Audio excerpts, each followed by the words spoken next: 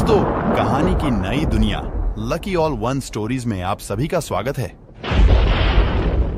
एक राज्य में एक बार एक सन्यासी आया और सीधा राजा के महल में चला गया।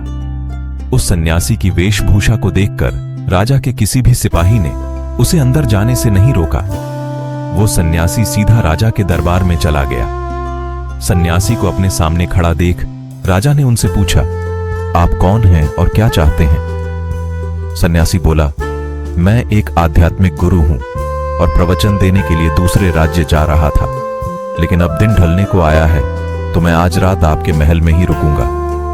रात बिताने के लिए बस में थोड़ी जगह चाहता हूं। सन्यासी की बात सुनकर राजा बोला, ये एक राजा का महल है, कोई विश्राम स्थल नहीं जो आप यहां रात में रुकना चाहते हैं। आप बाहर जाइए, वहां रहने की आपको कोई ना कोई जगह मिल जाएगी।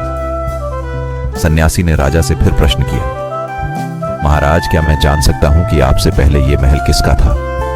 राजा बोला, मेरे पिता का था, क्योंकि मुझसे पहले वही राजा था।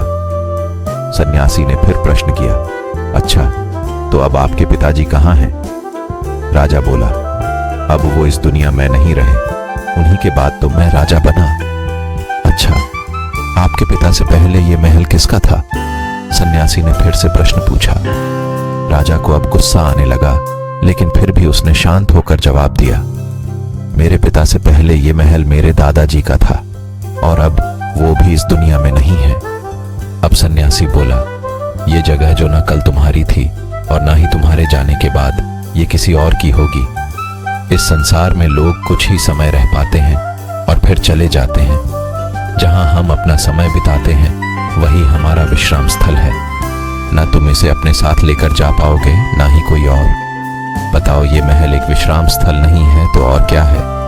राजा उनकी बात समझ गया और हाथ जोड़कर माफी मांगने लगा और उसने सन्यासी को रुकने को जगह दे दी।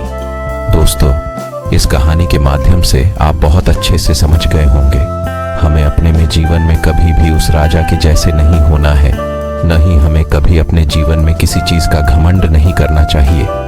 जब हमारी जीवन इस दुनिया से खत्म हो जाती है तो हम जिस चीज का हमें घमंड होती है न ही उसे ऊपर ले जा सकते हैं। आपको ये इंस्पिरेशनल कहानी कैसी लगी हमें कमेंट में जरूर बताएं। साथ ही वीडियो पसंद आई हो तो वीडियो को लाइक, शेयर और चैनल को सब्सक्राइब करना ना भूलें। धन्यवाद।